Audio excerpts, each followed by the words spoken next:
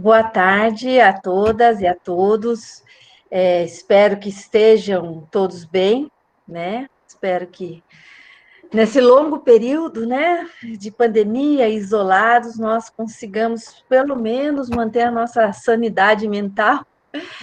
E por mais que seja sofrível às vezes a gente estar online, mas acho que esses momentos de reflexão crítica, né, de pensar sobre a nossa prática social, eles nos ajudam também a passar por esse período, né? Então, hoje nós vamos ter a aula da Fernanda, eu já vou apresentá-la. Antes eu queria dar alguns avisos, né? Nós tivemos que mudar um pouco o nosso cronograma por conta da ABCP na semana passada, né?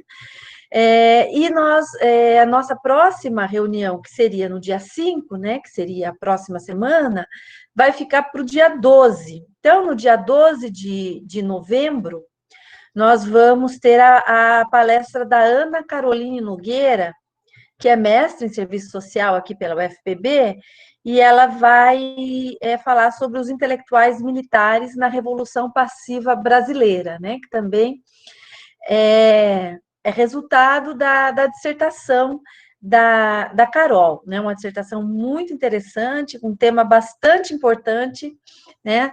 Falar dos militares hoje no Brasil é falar do centro da política brasileira, né?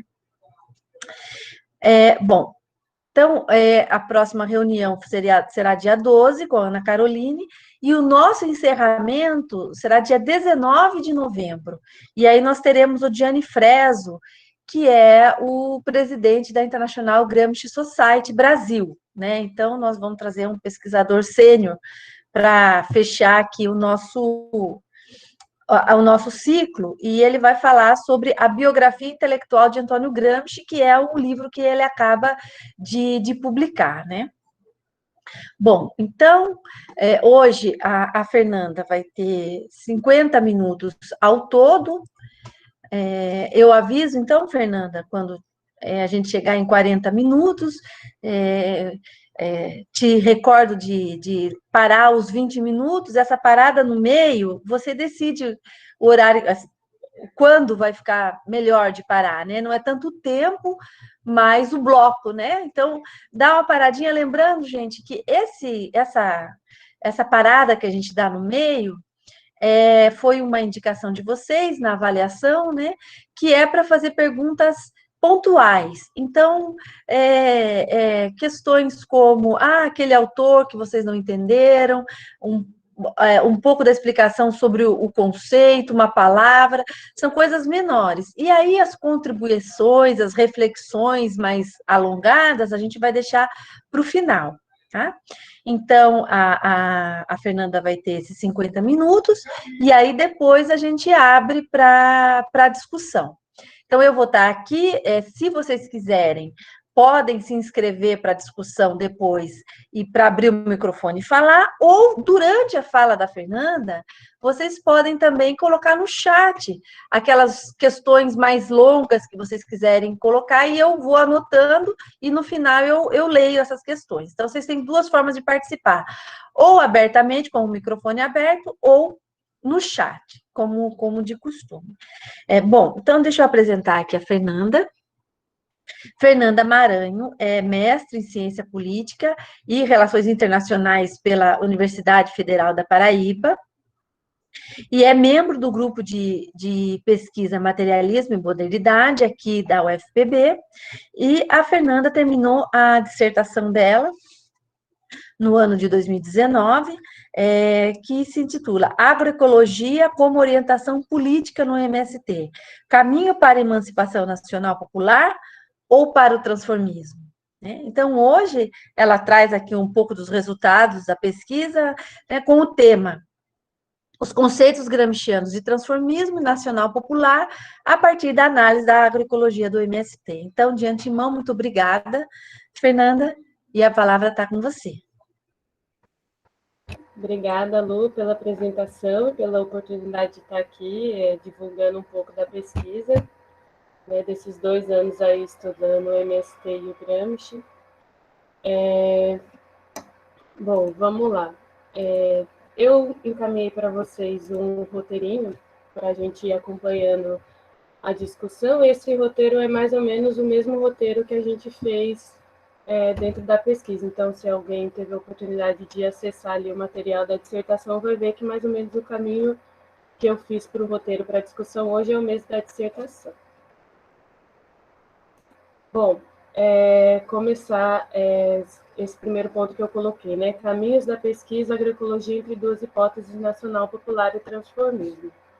Esse foi um ponto que se desenvolveu, essas duas hipóteses a gente desenvolveu depois de um pouco de avançar no estudo do objeto, né, do MST, e desse recorte que a gente faz dentro da trajetória do movimento, que é essa fase da escolha da agroecologia enquanto orientação política, né? Então, o MST vem, né, de um longo percurso de lutas e de batalhas no cenário nacional, e nós recortamos essa fase da agroecologia enquanto orientação política, que foi no Congresso nos anos 2000. Bom, eu coloquei essa frase: a política enquanto concretização da vontade da ação no interior das relações de força presente em todas as esferas da vida e sociedade, no sentido de que a gente vai estar analisando um objeto histórico, não estanque, então nós vamos fazer uma análise política do MST e da história dele no cenário nacional. Então a gente usou para isso uma metodologia que também vocês encontram lá na dissertação, que é o que o Gramsci sugere, que é o estudo monográfico, que a gente vai mais ou menos acompanhar o surgimento de um grupo social e a história dele, né? E aí, por que o Gramsci desenvolve essa forma sistemática e crítica de analisar um grupo social? Porque geralmente um grupo social subalterno não vai ter uma história tão divulgada quanto um grupo dominante, que ali ele vai dizer, né, que a história dos grupos dominantes geralmente coincide com a história dos estados. Bom, então a gente mapeia mais ou menos o surgimento, adesão a grupos sociais dominantes, reivindicações de caráter restrito ou parcial, autonomia nos velhos quadros e autonomia geral. Para começar, então eu separei ali o pano de fundo que a gente constrói, os pressupostos conceituais que a gente usa para fazer análise do objeto. Então, onde o MST se localiza nesse cenário nacional? E aí eu vou retomar um pouquinho do que a Lu já discutiu nos primeiros encontros e que já outras pesquisadoras retomaram aqui, são as questões da revolução passiva e a questão agrária. Então, essa relação entre o desenvolvimento capitalista no Brasil e a questão agrária. Para isso, para retomar o conceito do Gramsci, né, então eu vou falar um pouquinho sobre essa questão da revolução passiva, de Gramsci conceituar o termo de nação não apenas como um desígnio de um organismo político isolado, mas de um entrelaçamento funcional e contraditório entre o Estado Nacional e a perspectiva mundial do mercado capitalista. Então, ali nos cadernos do Cyril Gramsci vai dizer, né, no caderno 9, toda atividade econômica de um país só pode ser julgada em relação ao mercado internacional, e que, portanto, não existe um balanço puramente nacional da economia, nem para o seu conjunto, nem sequer para uma atividade particular. Então, essa análise da revolução passiva dos estados que foram se modernizando tardiamente, né, depois dos modelos clássicos da Revolução Francesa, e essa análise que o Gramsci faz do ressurgimento ideológico, esses estados que sofrem a interferência a diferença de correntes ideológicas externas, né, e que em nível nacional o grupo portador das ideias não é um grupo econômico, mas os intelectuais.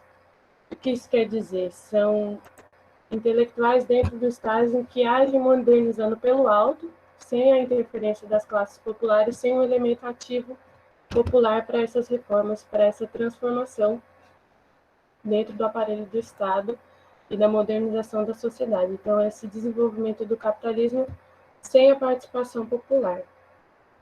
Esse seria o conceito da revolução passiva. E é o diálogo que a gente vai fazer com o Florestan Fernandes. Um minutinho para me achar aqui. Vai ser a partir do conceito que ele desenvolve de capitalismo dependente. Então, essa forma sui generis do capitalismo dependente. Um outro autor que a gente vai trabalhar também é o Carlos Nelson Coutinho. que vai chamar a atenção para o agrarismo no processo de modernização da sociedade brasileira como componente social e econômico essencial para compreender os elementos que caracterizam a Revolução Passiva. Então, o Florestan ele vai fazer esse recorte dele sobre as revoluções encapuçadas no Brasil, que eu não vou entrar em detalhe no processo, mas mais né, nas consequências desse processo, desde a independência até o ano pós-Getúlio Vargas e a Revolução de 30. Então, ao contrário do que se tem como modelo clássico de revolução, com rupturas, participação popular e sublevação violenta e relativamente rápida do poder, no Brasil teria se conduzido o processo de modernização e aburguesamento da sociedade, conservando grande parte da forma econômica precedente, oligárquica. Então, o Florestan vai falar sobre essa articulação entre o arcaico e o moderno e a formação sui generis do capitalismo independente. Então, de um arranjo entre a oligarquia agrária e a oligarquia comercial financeira, o autor identifica a base para o que se chama de consolidação conservadora da dominação burguesa no Brasil. E aí ele vai dizer que, afinal de contas, a oligarquia rural era a única que dispunha de poder político e econômico suficiente para realizar essa passagem do mundo pré-capitalista para o mundo capitalista na sociedade brasileira, o que tornou, contraditoriamente, uma classe tradicional no peão de modernização para a sociedade brasileira, articulando e fundindo esses dois elementos do velho e do novo. Então, você não rompe com a forma social precedente. É a própria intelectualidade, os próprios agentes da forma precedente que fazem a transição para esse novo momento, conservando o que lhe era de interesse e transformando o que eram imposições externas. Bom, e quais são as consequências da não participação da população no cenário político e dessa revolução sem revolução? Aí o Florestan vai dizer que onde a dominação burguesa, na realidade específica dos países de capitalismo dependente e de passado colonial, não existe a conexão entre a dominação burguesa e a Revolução Nacional Democrática. Aí vou ler um trechinho aqui de uma fala dele. Ao fechar o espaço político aberto à mudança social construtiva, a burguesia garante-se o único caminho que permite conciliar a sua existência e o florescimento com a continuidade e expansão do capitalismo dependente.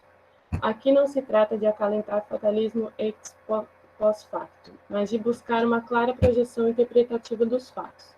Há burguesias e burguesias. O preconceito está em pretender-se que uma mesma explicação vale para as diversas situações criadas pela expansão do capitalismo no mundo moderno. Certas burguesias não podem ser instrumentais ao mesmo tempo para a transformação capitalista e a revolução nacional e democrática. O que quer dizer que a revolução burguesa pode transcender as transformações capitalistas ou circunscrever-se a ela, tudo dependendo das outras condições que cerquem a domesticação do capitalismo pelos homens.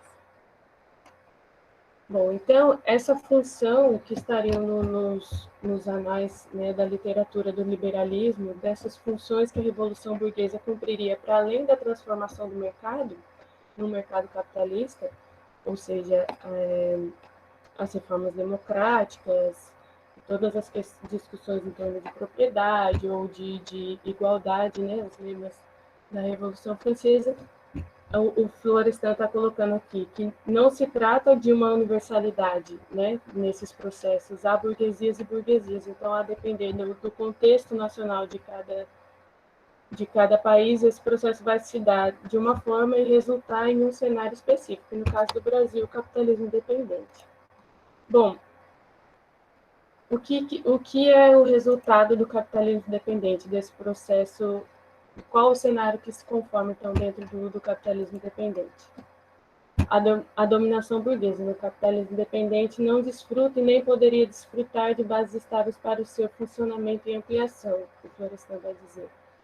Então, ao não contemplar certos setores da população dentro desse sistema que se cria, hora ou outra, esses grupos vão invadir o espaço político e, por isso, de antemão, já se forma uma rigidez e coerção na ordem. E aí o que o Florestan vai dizer é que, como a burguesia, dentro desse contexto, não pode gozar de uma estabilidade, de uma tranquilidade dentro de um bem-estar social, forma-se, então, a forma autocrática de uma democracia restrita, possível apenas para quem tem acesso aos setores da dominação burguesa. E aí ele vai dizer, por isso que o capitalismo dependente é um capitalismo difícil, que apresenta poucas alternativas às burguesias que lhe servem ao mesmo tempo de parteiras e armas secas. E ele vai usar de exemplo o processo, por exemplo, da Revolução de 30, onde via-se no mundo, né, um avanço para as questões industriais, para a modernização de toda a produção, mas no Brasil esse impulso é eclipsado por outras demandas do capital imperialista em ordem internacional. E aí o Brasil vai sofrendo as intervenções para que ele permaneça ocupando o espaço que é de vantagem para o capitalismo internacional, que seria esse espaço agroexportador de mercadorias baratas, mão de obra barata e de interesse para o capital internacional.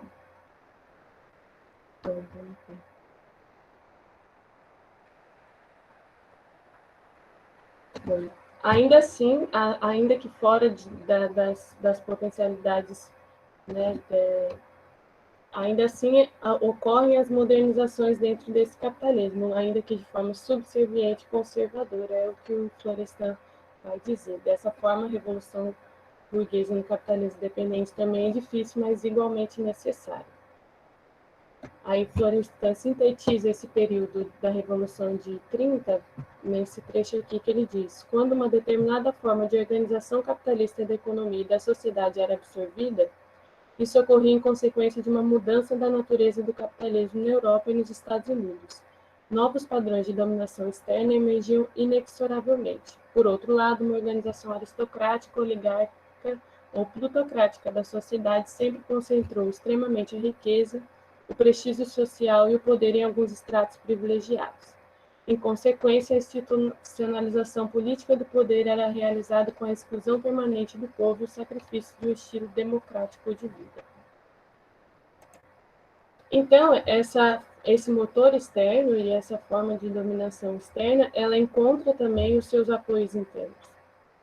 Né? Então, existe também essa cegueira nacional para os interesses populares democráticos. Então, existe uma elite que conserva essa articulação que mantém o mesmo cenário que a gente se encontra, que o Florestan está olhando aqui na época dele, que eu, particularmente na pesquisa, nós concordamos que ainda é o mesmo cenário, para manter as mesmas estruturas econômicas, né, arcaicas, né, produção de matéria-prima e bens primários, necessários para esse esquema de exportação e importação. Esse controle externo, contudo, não é referente apenas a uma estratégia econômica, mas cegueira nacional, é o que o Florestan vai dizer, e uma herança de uma tradição colonial de subserviência. Em síntese, ele vai dizer que o padrão de dominação externa imperialista tornou as economias dependentes e mercadorias negociáveis à distância, sob condições seguras e ultralucrativas. Essas mudanças moleculares pelo alto forneceram roupa nova para as antigas relações coloniais. O escravismo deu lugar à superexploração do trabalho, a ordem oligárquica se vestiu de democracia sem, contudo, permitir a participação ativa das massas, obstaculizada pela violência direta ou pela assimilação pela via do transformismo, de suas lideranças e mesmo de inteiros partidos de origem trabalhista. A ordem tradicional se vestiu de legalidade sem, contudo, admitir uma fundamental superação da dominação oligárquica, definindo uma democracia restrita às elites. Bom, então, o Florestan vai mostrar essa reposição dos estatutos coloniais e estatutos tradicionais nas ordens modernas e nos processos de modernização do Brasil. Por isso ele chama de revoluções encapuçadas. São revoluções que aparentam uma novidade, mas elas mantêm os elementos fundamentais na conservação do velho.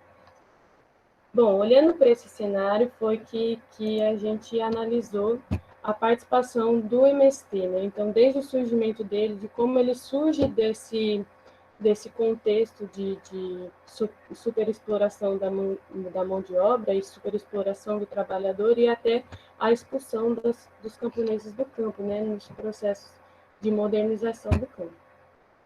Então, olhando para onde o MST se encontra no cenário nacional, a gente fez essa análise do papel dele com a possibilidade de interpretar a força que o MST aglutina em torno dele como uma possível criação da vontade coletiva nacional popular.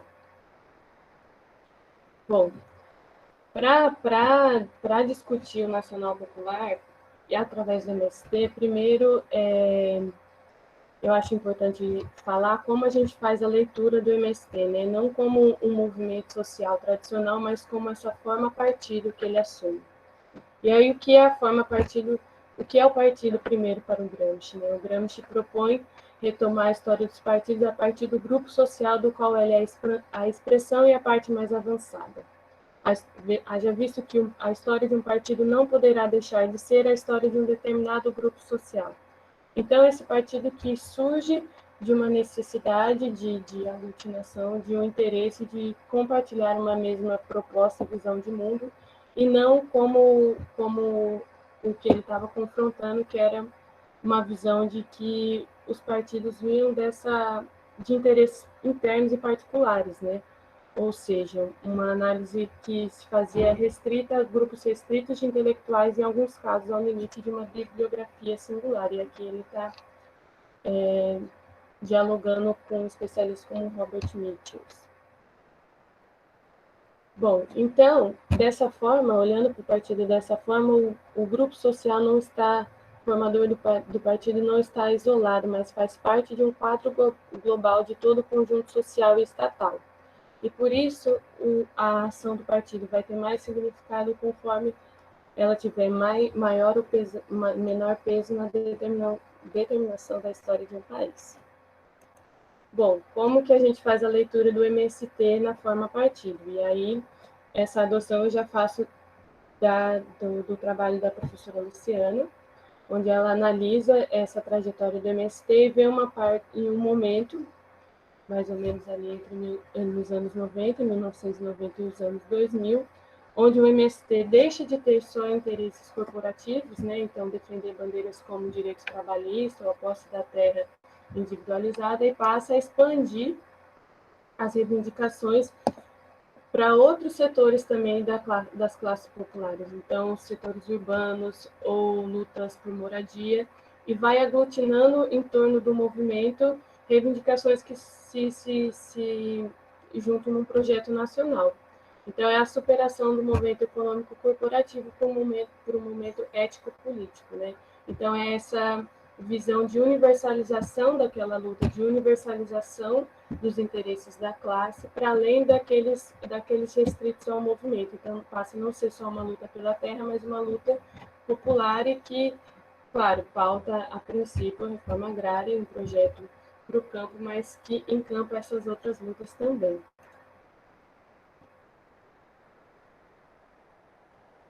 Bom, nesse momento dos anos 90, seria um momento que é lido como propício para acontecer essa passagem, porque foi um momento de muita repressão e muito adoecimento na relação entre o MST e o Estado, né? Ali entre os governos Collor e Fernando Henrique, o MST começa a ser muito mais atacado, disponibilizar de muito menos recursos, muito menos avanços no projeto, e para isso ele olha para dentro do movimento, toma medidas para maior coesão e para uma maior um fortalecimento, né, e expandir as bases do movimento. Por isso que entre os anos 90 e os anos 2000 é chamado de um momento de crise do MST, mas também pode ser chamado como um momento de fortalecimento do movimento enquanto movimento autônomo.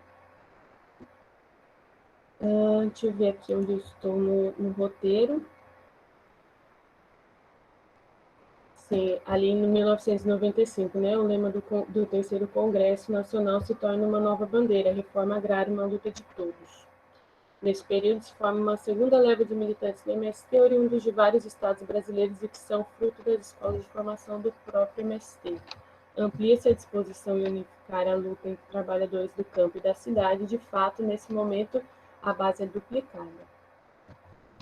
Bom, passando para essa segunda parte do roteiro, ali onde eu coloquei sobre a centralidade da economia, né? Então, por que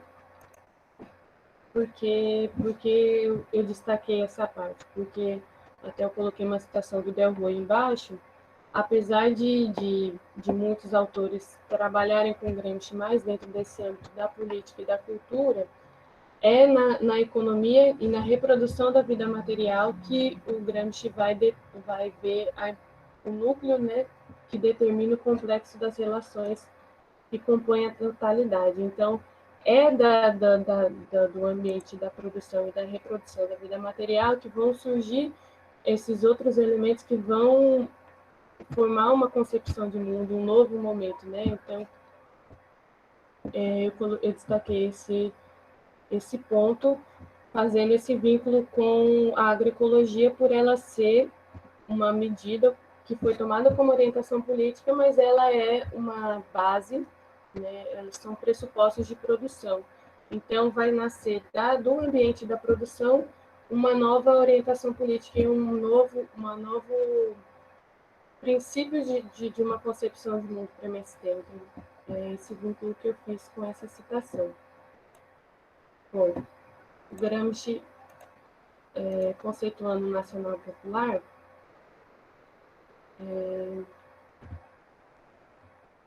sim, Gramsci vai dizer: o nacional popular como a construção de uma força política capaz de promover uma transformação da sociedade, vista a partir de uma relação entre as condições objetivas e subjetivas que exercem uma dupla determinação da vontade.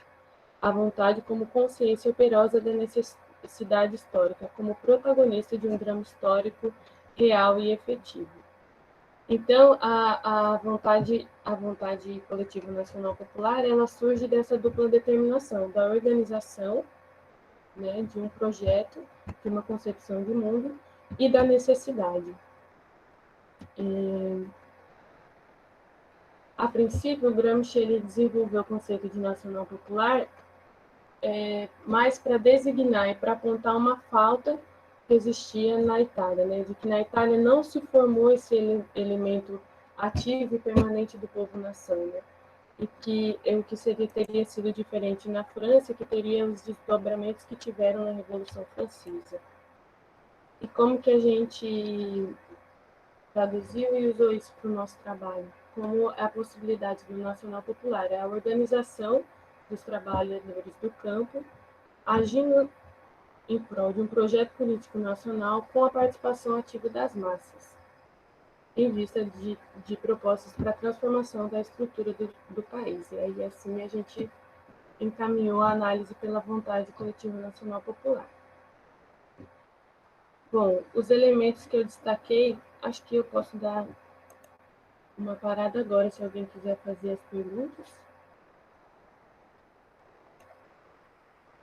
Não tem nada no chat. Gente, vocês gostariam que a Fernanda esclarecesse algum ponto, algum conceito que ela mencionou, alguma noção? Podem colocar aqui no chat ou então abrir o microfone se quiserem. Se eu estiver passando muito rápido ou falando muito rápido também, alguém quiser dar um toque para eu falar,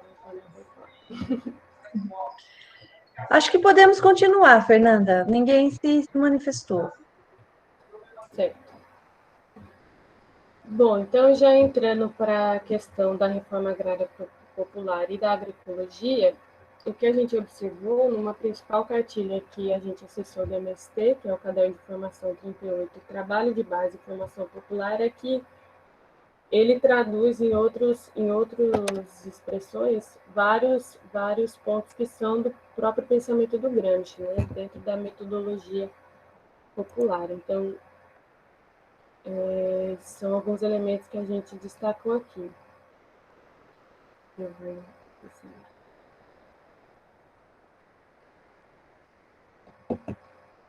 vou Bom, ali, então, onde eu coloquei no roteiro. Agroecologia no MST, né? Aí, crise e motivos propulsores, mais ou menos eu já falei ali, né? Entre 1990 e os anos 2000, onde tem essa crise econômica e política em relação à oposição com o Estado e a necessidade do MST se fortalecer enquanto movimento autônomo, né? Que a princípio vai se colocando mais numa relação de estruturar o movimento, né, internamente, a questão das lideranças, dos núcleos, e aí depois, posteriormente, ali nos anos 2000, passa já para essa questão da produção, de buscar alternativas para se produzir sem a necessidade dos recursos do Estado, porque esses pacotes tecnológicos e tudo que envolve como posso dizer, tudo que envolve, né, o pacote do agronegócio mesmo, né, desde as sementes até os insumos, até as formas de venda, conseguir, então, fugir desse ciclo que o agronegócio construiu, né, então, aí, por isso, as bases da agroecologia. Esse seria a crise e os motivos propulsores. Bom, e o que a gente identifica como a parte profícua, né, da agroecologia enquanto vontade coletiva nacional popular e nesse processo de autonomia e emancipação dos sujeitos políticos da base do MST. Aí o primeiro ponto que eu destaquei foi o contato entre intelectuais e simples, né? Primeiro, o que o MST define como a base da reforma agrária popular, né? São os sem terras, as comunidades originárias, povos indígenas, ribeirinhos, seringueiros, geraizeiros, quilombolas, movimento de mulheres, fora todos os movimentos que já eram incorporados ao movimento. Então, quer trazer do conhecimento dessa base os princípios para a produção dentro do MST. A metodologia popular ela é apresentada como uma pedagogia que não se resume a um método cheio de técnicas, mas que se caracteriza pela necessidade de se viver e encarnar os princípios do método como uma concepção de mundo. E aí retoma-se uma frase do Manifesto do Partido Comunista: a emancipação da classe operária será obra da própria classe ou não haverá emancipação.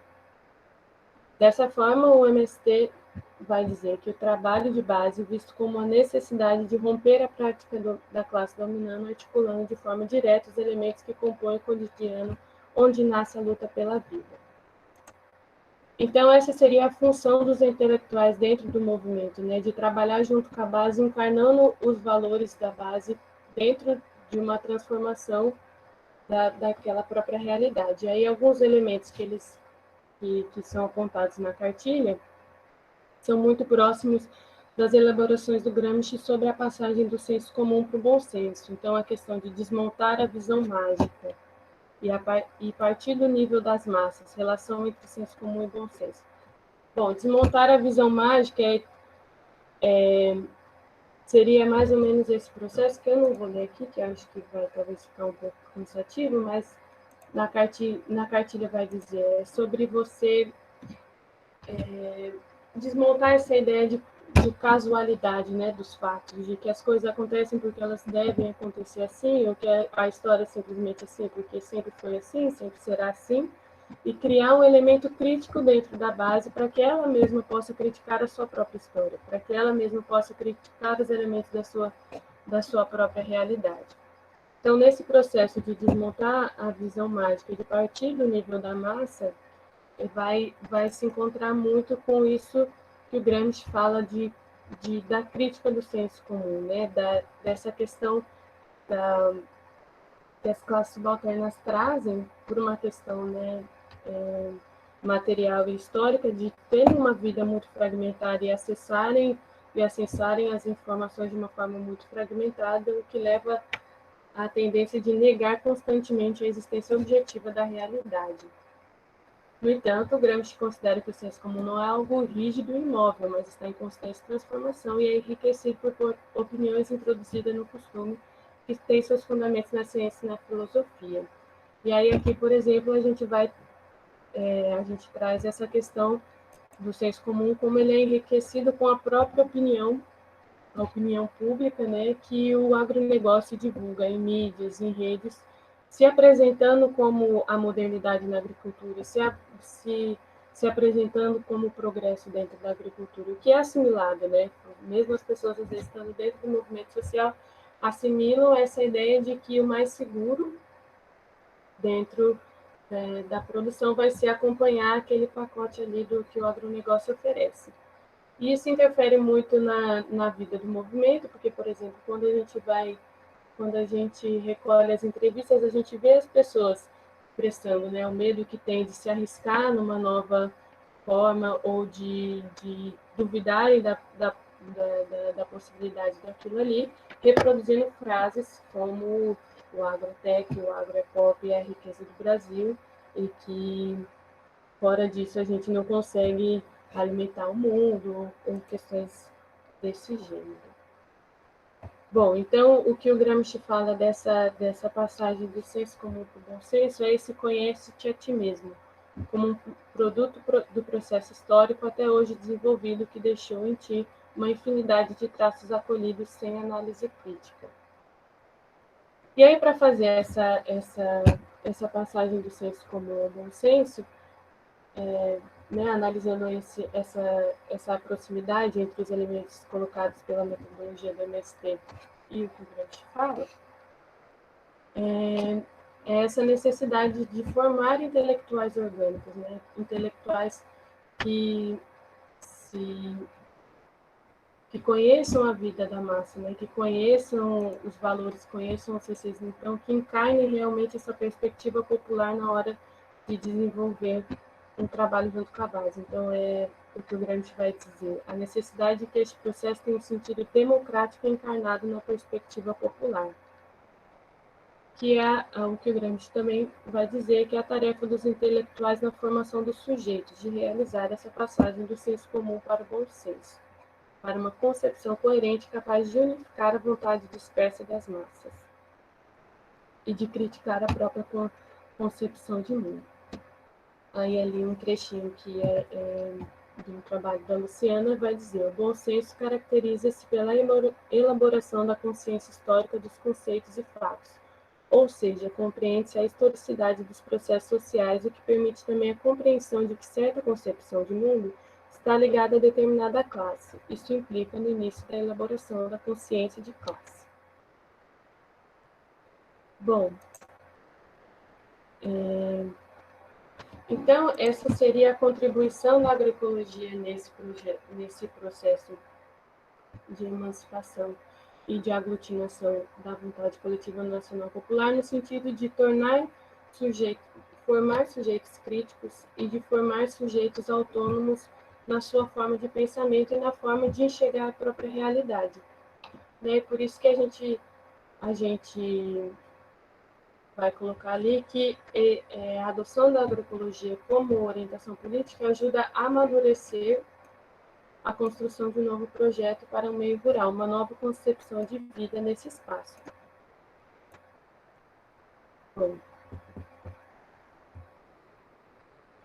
e no sentido da superação da subalternidade, né? Então, essa autonomia dentro do movimento tornaria o movimento menos dependente do Estado e menos à margem, né? À margem da história, ou seja, menos dependente de um recurso de alguém que é o seu próprio oponente, né? Então, essa possibilidade de fazer esse Estado. Certo. Então, essas seriam as contribuições. Aí, quais são os limites e desafios dentro ainda desse bloco do Nacional Popular? É claro que esse material que a gente está analisando, ele é um material teórico são princípios a serem seguidos pelo movimento para se desenvolverem aqueles objetivos que o movimento traçou para essa etapa, né, da vida do movimento. E como um material teórico, né, ele não é suficiente para a gente constatar o alcance prático dessa estratégia.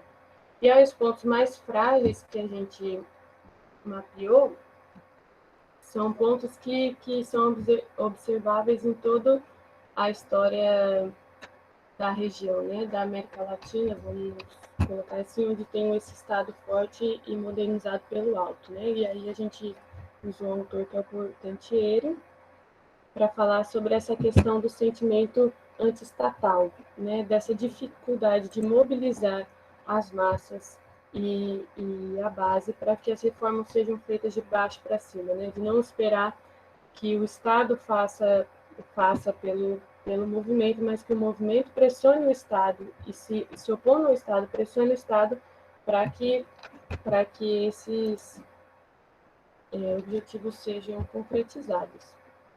Bom, e o que atrapalha o florescimento desse sentimento antiestatal é o que é uma fala dentro do próprio movimento, né, de um dos líderes do movimento, que é o Stedley, alegando essa questão do pragmatismo, né, de você trabalhar com as possibilidades do presente, né? Então, você trabalhar com aquilo que você tem disponível naquele momento. Então, atender a interesses imediatos, né? E aí tem uma fala dele que ele diz: tu tens de utilizar o que dá certo, não podes ficar defendendo uma ideia pela ideia em si, mas se ela dá certo ou não.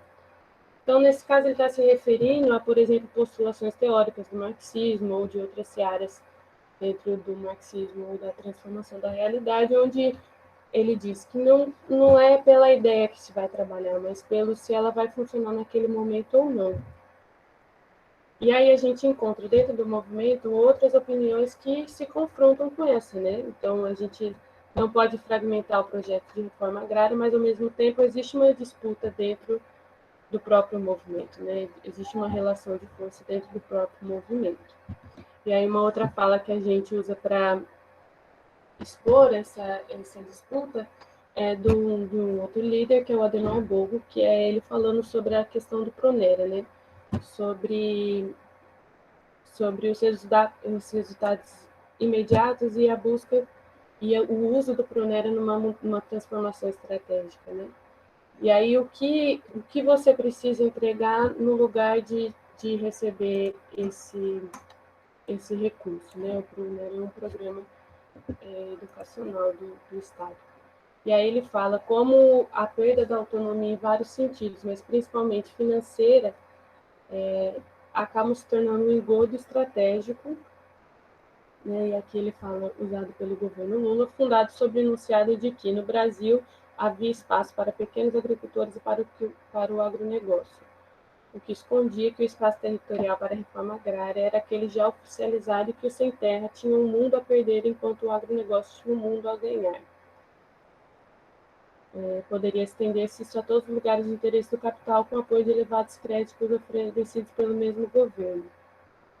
E aí aqui ele vai falar como que a transformação de alguns militantes em agentes do Estado, né, através desses programas, vai tirando o conteúdo desses militantes no sentido de trabalhar no sentido crítico, para crítica mesmo do governo que está ali se aliando ao movimento, e selecionando conteúdos, então, selecionando, dando limite à formação do movimento, né? Bom, com essa fala, eu já vou entrar no terceiro ponto que eu coloquei ali, da subalternidade e autonomia, o MST e a gestão do Estado pelo Partido dos Trabalhadores. Bom, a primeira questão entre o MST e o PT é o surgimento, né, a formação dos dois, do movimento e do partido, né, que ali coloca essa frase, ramos do mesmo cepo, porque se coincidem, né, a história do MST e do PT.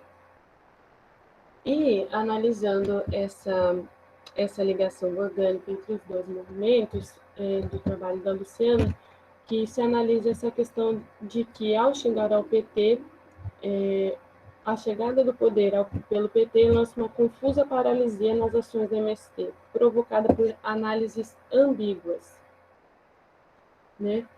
Ao assumir o governo, o PT teria deixado evidente a base capitalista de seu programa, que teria como finalidade a superação da crise no modelo neoliberal, o que representa a continuidade de políticas liberais na administração do governo, configurando um duro golpe sobre as demandas do sem terra. Bom, então, essa ligação orgânica entre os dois movimentos causa essa dificuldade em fazer uma análise descomprometida das posturas que o governo foi assumindo durante a sua gestão, né? Então, desde os anos 2013 ali até 2016, com o golpe da Dilma, o MST lançava muitas notas e muitas opiniões e tudo mais, mas a postura e o enfrentamento se dão de outra forma, né? Fernanda, você tem 10 minutos, tá? Tá 40 minutos agora de fala. Tem mais 10. Uhum. Obrigada. Bom, então é essa questão de que o Steve vai afirmar sobre um refluxo que vive os movimentos sociais na América Latina, no geral, durante esse período, né? Que aí, isso ao ser confrontado, né, sobre a questão da baixa na radicalidade do MST, ele diz que isso não foi uma coisa que aconteceu só com o MST, mas com todos os movimentos sociais nesse mesmo período. E aí, na dissertação, eu trago bastante gráficos mostrando que realmente esse refluxo e essa baixa na radicalidade ocorre, né? Então, a princípio, eu mostro ali os repasses do governo Lula para o MST no primeiro mandato, os repasses do governo FHC para o MST no segundo mandato, fazendo uma comparação, mostrando que, de fato, não são tão diferentes um do outro. Quer dizer, meus repasses são bastante superiores no governo Lula, mas aí em questão de reforma agrária, de distribuição de terras, não são tão diferentes. Aí outros gráficos que eu trouxe, e aí quem quiser tem ali na dissertação, é sobre o número de ocupações no Brasil entre 1988 e 2016, número de famílias e ocupações no Brasil, número de pessoas envolvidas no conflito de terra no campo brasileiro e número de imóveis desapropriados. Aí você vai vendo na curvatura dos gráficos que, a princípio, em 2005 e 2006, os recursos são altos e a radicalidade também é alta, né? Essa é a mesma época entre 2005 e 2006 que o MST faz, por exemplo, ações nas fábricas de produção de alguns bens, não sei dizer, produtos transgênicos, né? Então, algumas ações de bastante radicalidade, mas aí depois ali de 2005, 2016, isso vai caindo. Em todos esses gráficos, tanto o número de ocupações como de assentamentos criados vai caindo bastante até chegar ali em 2016 ao nível zero, nenhum assentamento novo naquele ano. Bom, então, dentro dessas lideranças do MST, essa postura se justifica dentro desse refluxo normal dentro dos movimentos sociais, mas essa mudança na postura ela vai além da radicalidade do movimento, que não só deixa de fazer ações menos confrontosas, mas também passa a, em vez de colocar pautas para o Estado, a cobrar promessas que foram feitas em campanha ou dentro da gestão do MST. E deixa de realmente exercer uma pressão popular no Estado.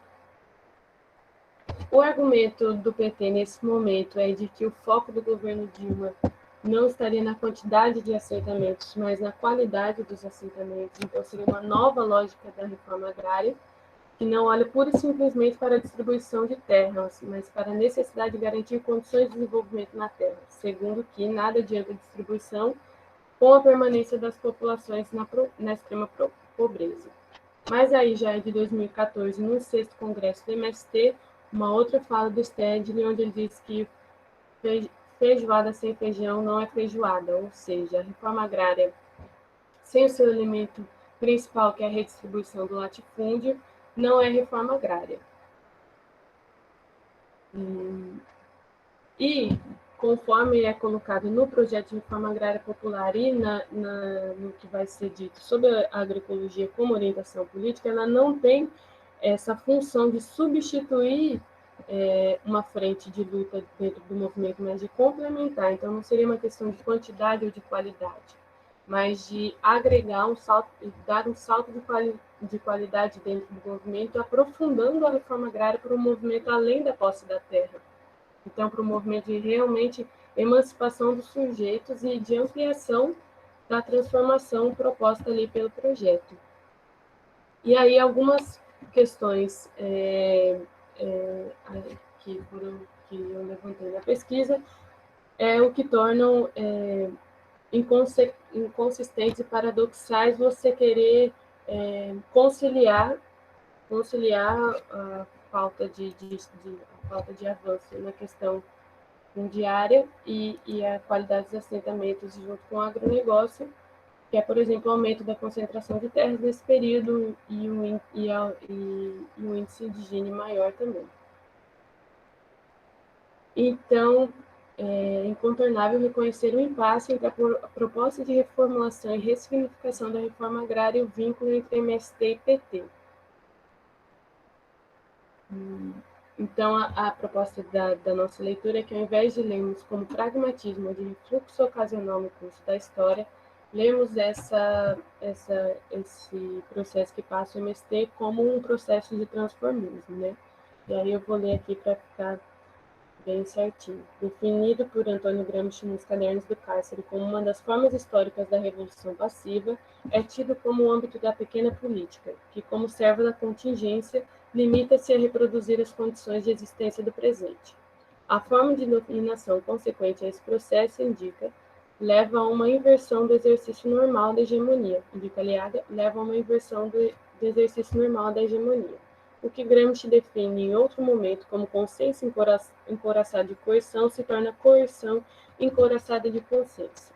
Uma vez que essa forma de Estado, de centralização burocrática e democracia restrita, paralisa o adversário e, pelo processo de transformismo, tolhe suas lideranças e decapitam as classes subalternas, mantendo-as em sua subalternidade. Bom, aí, então, esse processo de transformismo é ao absorver essas lideranças e ao acoplar o MST dentro da gestão do Estado, ele esvazia o movimento do seu conteúdo transformador e radical, tornando ele em mais um elemento de gestão, né? E aí as consequências disso, do transformismo, são as questões que, por exemplo, vão transformar os benefícios da gestão do PT em benefícios puramente cíclicos, né? Porque sem reformas estruturais dentro das pautas do movimento, se torna uma questão comprometida só com aquele momento, né? E aí acaba que o destino do movimento da classe fica sob o controle do Estado e do mercado. Bom, outro autor que a gente usou para caracterizar essa confusa paralisia como um aspecto de domínio é a análise do Francisco de Oliveira sobre a hegemonia às avessas, né? Ele diz ali no governo do PT o que aconteceu. Enquanto as classes dominadas tomam a direção moral da sociedade, a dominação burguesa se faz mais descarada.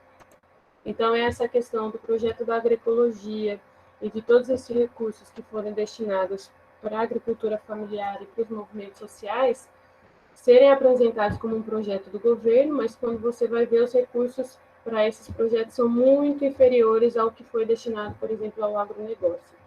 E aí a questão do Lula como liderança ali, colocar a boné do MST numa hora e em outro momento subir em outro palanque e dizer que o agronegócio os donos do agronegócio são os heróis nacionais. Então essa falsa ideia de uma direção do Estado, né? É uma direção puramente moral. Seria mais ou menos isso. Acho que eu fui passando meio acelerada pelas questões, mas acho que eu consegui mais ou menos abordar todas. Algumas que ficaram faltando a gente pode discutir agora nas perguntas. Obrigada. Obrigada, Fernanda. No chat não tem questões. Eu tenho algumas questões que eu vou fazer, Fernanda. E aí, quem tiver questões, ou quem quer perguntar, quem quer falar, no microfone aberto, coloque aqui no inscrição aqui para mim no chat. Então, primeiro, fazer um comentário, né, sobre o próprio objeto da Fernanda, né, que é o MST. O MST, eu não sei, o Movimento dos Trabalhadores Rurais Sem Terra, eu não sei quantos de vocês aqui conhecem, né, têm um conhecimento da formação, da história do movimento, né? A Fernanda trouxe aqui um pouco, mas é um movimento que começa a sua organização em 1979, né? Que começa as ocupações em 1979, muito por conta da teologia da libertação, das comunidades eclesiais de base, no movimento já de final de ditadura militar. Então, é um movimento que ele se torna muito importante na América Latina, né? Ele está organizado em vários países da América Latina, como a Via Campesina, né? Que é uma organização dos camponeses na América Latina. Então, ele é um movimento muito significativo em vários sentidos, né? É um movimento muito significativo, porque ele nasce de baixo, né? Ele nasce das classes populares, com a organização dos setores dos padres, né? Da teologia da libertação, e ele se torna o maior movimento da América Latina, né? Ou seja, maior movimento em termos mesmo de base social, né? De número de militantes, de acampados e assentados. Então, o MST, ele foi objeto de muitas pesquisas, né? Nos anos 2000, principalmente, muitas pesquisas, e que se dividiam muito também sobre o MST, né? Parte dessas pesquisas diziam que o MST, ele não emancipava a base, né? Não emancipava a base porque haviam relações de mandonismo, né? Relações de coronelismo, e existe mesmo, né? A gente, na pesquisa, a gente percebeu essas relações de poder hierárquicas, né? A reprodução do machismo, isso existe, claro, principalmente no movimento desse vulto, mas não existe só isso, né? Eu acho que essa é a contribuição dessas pesquisas, né, que eu procurei fazer, que a Fernanda procurou mostrar, é que tem todo um processo de educação popular que é muito importante, né? E educação popular, o MST já ganhou vários prêmios, né, de organismos internacionais, pelo trabalho educativo que ele faz com as classes populares. Eu acho que a Fernanda trouxe aqui algumas questões, né, de como que eles entendem a educação, como que eles entendem o senso comum, muito em associação com Paulo Freire, né? A gente sabe que o Paulo Freire tem uma leitura também, né, de Gramsci. Eles partem muito da pedagogia freiriana, né? Então, o MST, ele é um objeto de estudos fundamental, não só para a academia, ele é um objeto de estudos fundamental para a gente pensar a democracia no Brasil, né? Porque uma questão que a gente se coloca sempre é como é possível mudar a política no Brasil, não é? Como é que é possível a gente superar o coronelismo na política? Como é possível a gente superar essas formas engessadas, né, das eleições, em que você tem sempre os mesmos candidatos, né? Sempre que a gente está vendo agora, né? Uma indiferenciação entre direita e esquerda, que é uma coisa que é característica dos estados de capitalismo tardio, de revolução pelo alto, é a indiferenciação entre direita e esquerda, né? Ou seja, tem uma cachorrada aqui do lado, não sei se vocês estão ouvindo, estão fazendo um barulho tremendo aqui. Então, a característica da política brasileira é uma característica elitista, oligárquica, melhor dizendo, né? Restrita, a Fernanda trouxe aqui, né, o Florestan, uma democracia restrita, um liberalismo tosco, que é o que diz o Florestan Fernandes.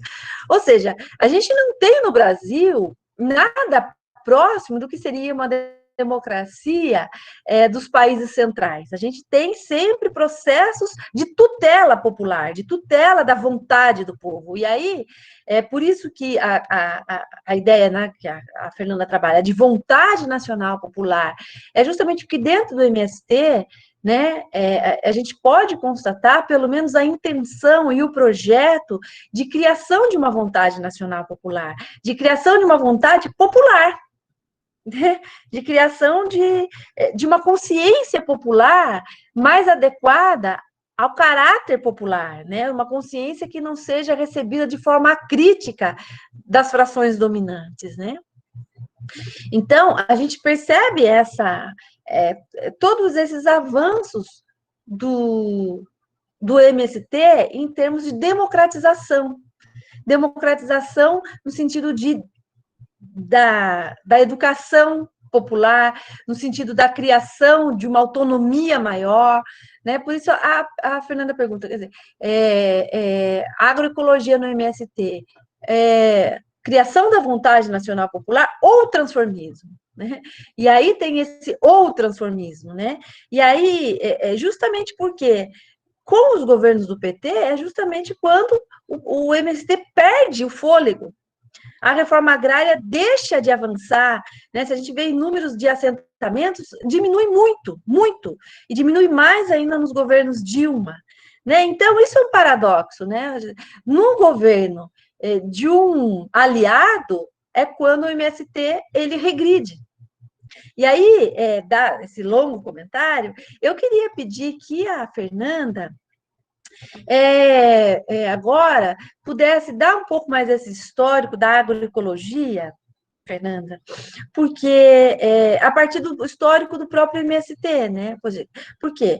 Porque o MST, a bandeira principal do MST até os anos 2010, não é? Que você começa, que é o projeto da agroecologia, não era agroecologia, era reforma agrária, não é?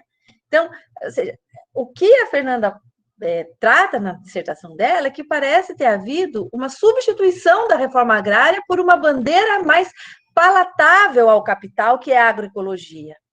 Então, você tinha um enfrentamento muito maior antes dos governos, antes de 2010, pelo menos, antes do governo PT, ações diretas, ocupações muito maiores, grandes marchas. E a partir de 2010, você tem, de certo modo, um refluxo. E isso coincide com a mudança da bandeira de reforma agrária para a agroecologia. Então, a agroecologia é, ao mesmo tempo, um projeto super legítimo, uma proposta legítima de outra relação com a terra, e, ao mesmo tempo, ela representa um refluxo, um passo atrás, talvez, do MST, de não enfrentamento do grande capital, né, da saída pela feirinha.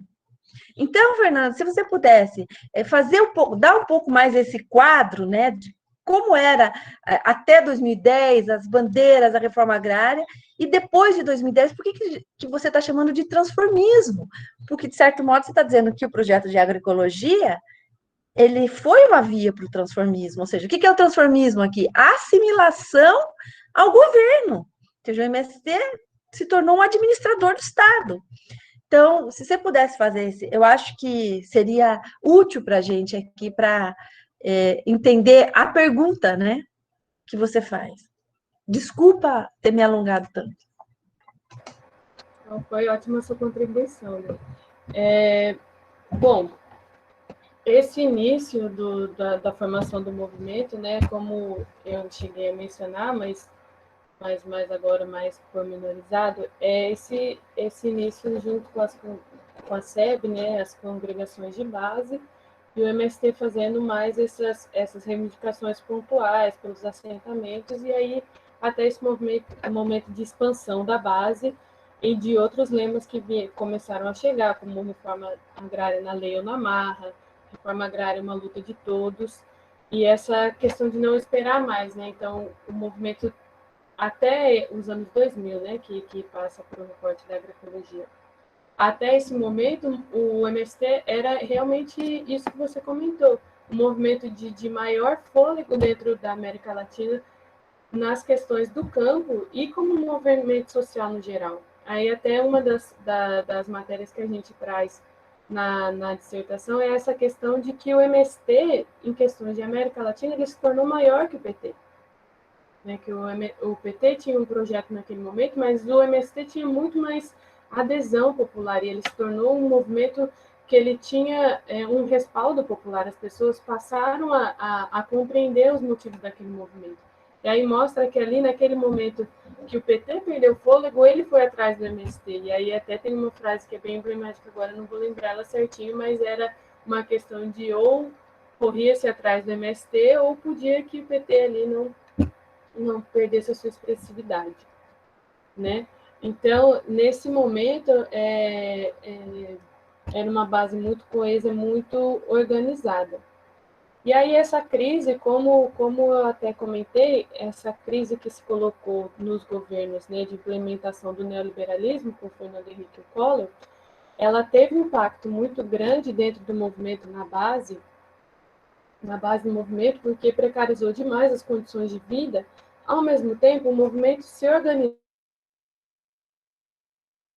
de uma forma muito mais profunda. Então, é desse tempo os laboratórios experimentais do campo, onde, né, de forma de mutirão, um assentamento ia para um outro assentamento, ou para uma ocupação, na verdade, para as ocupações, já nas ocupações, eles faziam mutirões para se formar cooperativas dentro daquela ocupação, para que ela tivesse condições de se manter, né? Então, eles, algumas falas nas entrevistas, a gente tinha que produzir logo porque a gente tinha que sobreviver naquela terra, e a gente não tinha recurso do Estado. Então, era emergencial você organizar coletivamente a base para que ela mesma criasse as condições de manutenção do movimento. E esses laboratórios experimentais do campo foram trazidos pelo Moraes, de Moraes, acho, algo assim, né, como uma experiência inspirada ali nos, né, aí vai na literatura vai estar explicando melhor, nos colcoses soviéticos e também experiências de coletivização do trabalho em Cuba, que tinham, né, dentro da estrutura já também, além da questão de organizar a produção, já organizar a forma de trabalho, né, os princípios de trabalho dentro dos assentamentos. Então, a questão de rotatividade, a questão de como eles distribuíam dinheiro dentro dos assentamentos e criando dentro disso já novas relações de trabalho, né?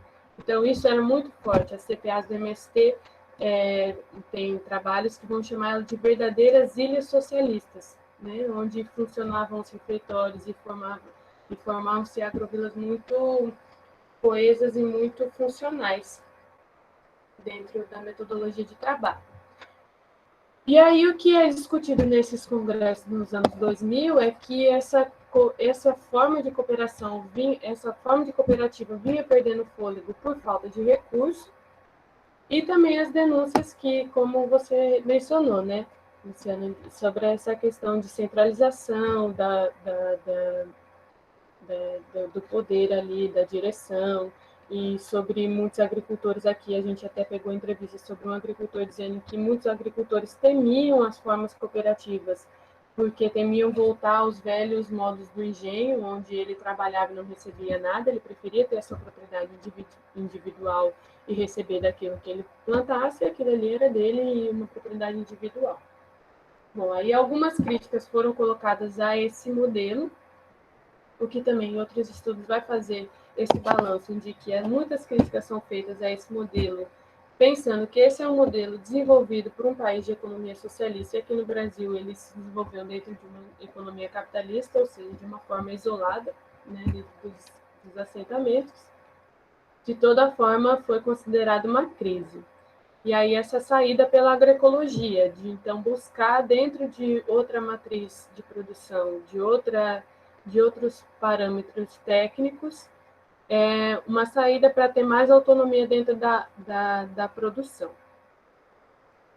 Até aí é uma questão bastante tranquila, porque também a agroecologia tem essa ligação com os movimentos ecológicos, né? E aí, como a Luciana já apontou, esse vínculo com a via campesina, levantar bandeiras de ecologia, de preservação de várias questões nascentes, não só dentro da agricultura. E aí, então, encampar esse movimento ecológico dentro do MST e essa matriz de produção. No entanto, como orientação política, a agroecologia ela se coloca mais como uma oposição ao agronegócio. E aí que eu acho que talvez seja essa maior percepção que aponta maior para fazer essa leitura com o transformismo, é que a sua oposição fica, então, numa oposição de técnica, e aí colocando junto disso questões de saúde, questão de ciclos econômicos e tudo mais, mas que se coloca uma oposição maior entre agroecologia e agronegócio, e não se fala mais tanto de reestruturação fundiária. Então, não é mais a questão da posse da terra, mas de como se produz nessa terra. E aí seria essa discussão um pouco da qualidade e não da quantidade. Então, vamos fazer algo que é mais saudável, algo que é melhor para a humanidade, o que é fato, mas não discutir mais as proporções disso. Então, é essa questão de você tirar a agroecologia de ser um projeto para a sociedade no geral, e não só uma questão dos assentamentos, que daí é uma crítica que eu trago na conclusão do trabalho, do Pinheiro Machado, que ele vai dizer os ambientes das feirinhas, né, as feirinhas agroecológicas são muito agradáveis e são muito humanizados, e não há nenhum problema neles, mas eles não são suficientes para se contrapor ao agronegócio, a força política, a força econômica e a força social que ele tem dentro do país. Então, você tratar dessa forma é quase uma piada, né? Ele vai dizer que é quase uma piada. E aí, e também a possibilidade de que a agroecologia se torne uma questão alternativa. Então, você não quer consumir um produto com veneno, você tem essa alternativa de produtos orgânicos e agroecológicos. E isso é, de certa forma, funcional, porque o agronegócio já não produz comida para a população mesmo. Ele produz ração e combustíveis e questões assim. Então, não é nem mesmo do interesse da grande propriedade produzir para a população. Então, é essa funcionalidade, né, de uma articulação entre o agronegócio e a agroecologia, de uma forma conveniente, que leva a gente a fazer essa leitura do transformismo, dela não ter mais uma capacidade de se contrapor a substituir, a vir a ser o modelo principal, né, na agricultura, o modelo universal. Mais ou menos assim que eu adoro. E tem uma questão, né, Fernanda, que a reforma agrária, o que não era consenso dentro do MST, mas tinha correntes dentro do MST que questionava na reforma agrária a propriedade da terra, né? As próprias cooperativas de produção eram propostas de uma forma de propriedade diferente da propriedade privada, né? Embora o Stedley nunca assumiu essa posição mais radical, né? Ele dizia que o MST confrontava a grande propriedade, não a propriedade da terra, né? Existiam frações internas e a própria ação do MST ao ocupar a terra questionava a propriedade privada. E parece que com a agroecologia isso se perdeu, né? Ou seja, você abriu mão de um projeto de sociedade, que era isso que o MST apresentava, para um projeto de produção mais restrito, né? E a Luciana, ela comentou aqui no chat, parabéns pelo trabalho, Fernanda. Você poderia falar um pouco mais sobre o uso que você fez do Chico de Oliveira no seu trabalho? Uhum. Então, o Chico a gente vai usar mais nessa parte do transformismo também, nesse último bloco da dissertação, mais para fazer análise dos governos petistas mesmo e da relação deles com os movimentos sociais. Então, mesmo caracterizando essa questão da direção moral, enquanto a dominação capitalista se faz mais severa e mais profunda. Então, foi um uso bem pontual, na verdade, mas que clareia demais a leitura desse período para a pesquisa, eu acho. Mas seria mais nessa questão mesmo, de como ele absorveu no Estado as lideranças, né, dos movimentos. Como ele se deixou parecer que algo ia caminhando por um lado, enquanto, por outro lado, ele ia encaminhando as coisas de uma forma muito mais rápida e muito mais sobressalente, algo assim, desse tipo. As palavras prontas. Mas o Chico de Oliveira, a gente não utilizou a crítica à razão dualista dele também, quando você fez aquela discussão sobre o Brasil? Eu acho que não. Eu acho que eu não cheguei a... Porque o Chico, ele é muito interessante, muito importante, né? Que a gente usou muito Florestan Fernandes, e o Chico critica justamente essa dualidade, né, entre o arcaico e o moderno, né? E ele mostra muito claramente como o Brasil é esse ornitorrinco, né? Que tem bico de pato, pelo, bota ovo, né? Então o Chico é fundamental para fazer essa leitura da sociedade. Mas nessa obra que a Fernanda falou, a hegemonia às avessas, é praticamente uma provocação, né? Que com Gramsci foi um seminário que teve na USP. Aí estava o Chico de Oliveira, estava o Carlos Nelson Coutinho, estava a fina flor do gramscianismo lá, e eles fizeram uma discussão sobre o petismo e o lulismo. Eu não lembro se o Singer estava lá, mas se o Singer não estava, o lulismo foi formulado pelo Singer, provocado pelo Chico de Oliveira, com essa. O Chico de Oliveira escreveu um artigo na Piauí, né? Hegemonias avessas. Aí foi o Singer e quis fazer uma crítica, criou o conceito de lulismo, né? Ideia de lulismo, que eu acho que é boa, né? Para dizer que não. Tem críticas, mas o lulismo também ele foi uma espécie de um governo, eu não lembro o termo que ele usa, mas apesar de neoliberal, com avanços sociais importantes, né? O Singer vai encaminhando meio ali pela revolução passiva como projeto, né? Isso, exatamente. Então, o Chico de Oliveira vai dizer, olha, hegemonias avessas por quê? Porque, na verdade, a hegemonia do PT não é popular, é do capital financeiro. Mas como é que aparece? Como que a Fernanda falou, como a direção moral é das classes subalternas, mas a direção concreta de política social e econômica é do capital financeiro. É uma provocação do Chico de Oliveira, né? O Chico de Oliveira está numa idade e numa estatura intelectual que ele pode fazer essas brincadeiras conceituais livremente, né? Bom, aqui no chat nós não temos. Pode falar, Só Fernanda. uma questão, perdão, a gente usou sim a crítica da razão dualista no primeiro capítulo, que eu não trouxe aqui na discussão hoje, mas a gente usou sim. Sobre essa questão até dessa relação funcional entre o arcaico e o moderno, né? Que é mais ou menos o que também a gente vai falar no final da dissertação. Certo. Nós não temos mais questões aqui no chat. Alguém quer abrir o microfone e falar? Se não tiver, Fernanda, você quer fazer as suas considerações finais para a gente encerrar?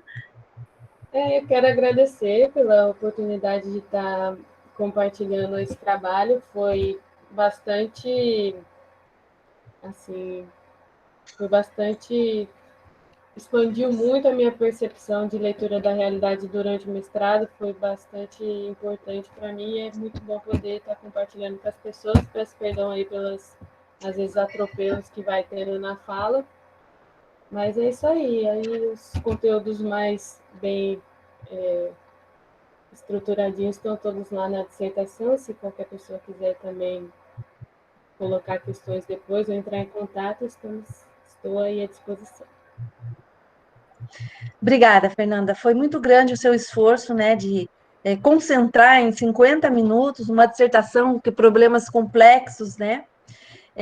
Então, convidá-las, né? Quem tem interesse do tema, eu disponibilizei a tese inteira da Fernanda, né? É um excelente trabalho, eu recomendo.